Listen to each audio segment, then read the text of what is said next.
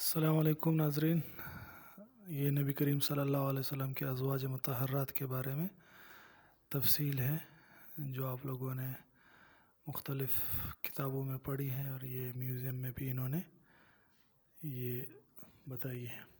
اور یہ نبی صلی اللہ علیہ وسلم کا نسب مبارک ہے جو آپ صلی اللہ علیہ وسلم کے دادا پردادا، اور یہ آپ صلی اللہ علیہ وسلم کی اولاد کے بارے میں تفصیل ہے۔ میں جلدی اس کو وہ کر رہا ہوں کیونکہ اس کا ختم ہونے کا وقت ہے۔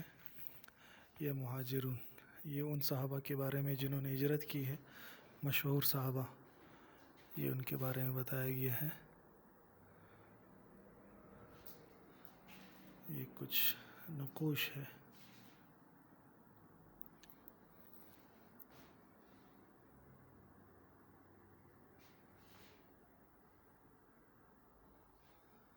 یہ مشہور صحابہ جنہوں نے ہجرت کی ان کے بارے میں ہے۔ یہ ایک نقش ہے عمر بن خطاب رضی اللہ تعالیٰ عنہ، نقش لأحد احفاد الخلیفہ الراشد، اور یہ بہت ہی انمول چیز ہے۔ یہ جو کمان ہے یہ منسوب ہے سعد بن ابی وقاص رضی اللہ تعالیٰ عنہ کی طرف۔ یہ حدیث بھی ہے ان کے بارے میں کہ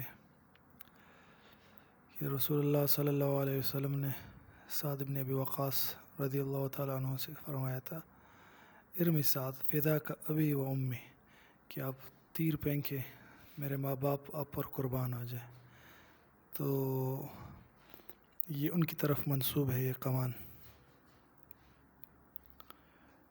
ایک مرتبہ پھر آپ دیکھ لیں، اور سامنے یہ وہ انصار صحابہ، ان کے بارے میں ان کے نقوش اور کچھ مشہور صحابہ کے نام وغیرہ ہے۔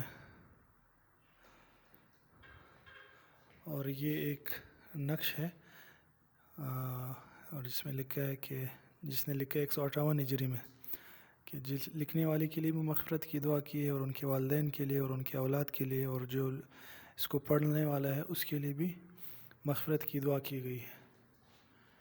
تو اللہ پاک ہماری بھی مغفرت فرمائے کہ ہم نے بھی یہ نقش دیکھ لیا اور پڑھ لیا۔ یہ بھی نقش ہے۔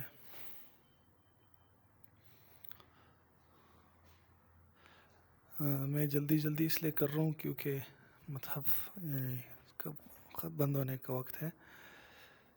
یہ مدینہ منورہ خلفائے راشدین کے وقت میں کس طرح تھا، ان کے بارے میں تفصیل یہ بتائی گئی ہے۔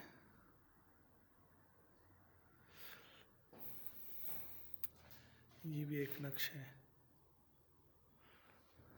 یہ جو فتوحات ہوئی تھی حضور صلی اللہ علیہ وسلم کے زمانے میں، پھر ابوبکر صدیق رضی اللہ تعالیٰ عنہ کے زمانے میں، حضرت عمر رضی اللہ تعالیٰ عنہ کے زمانے میں، ان کو مختلف رنگوں سے ظاہر کیا گیا ہے۔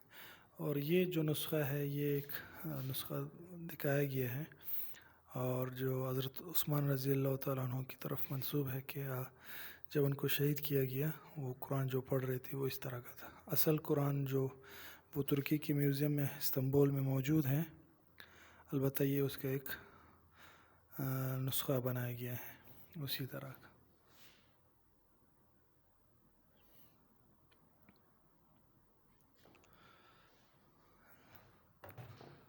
اور یہاں سے پھر مختلف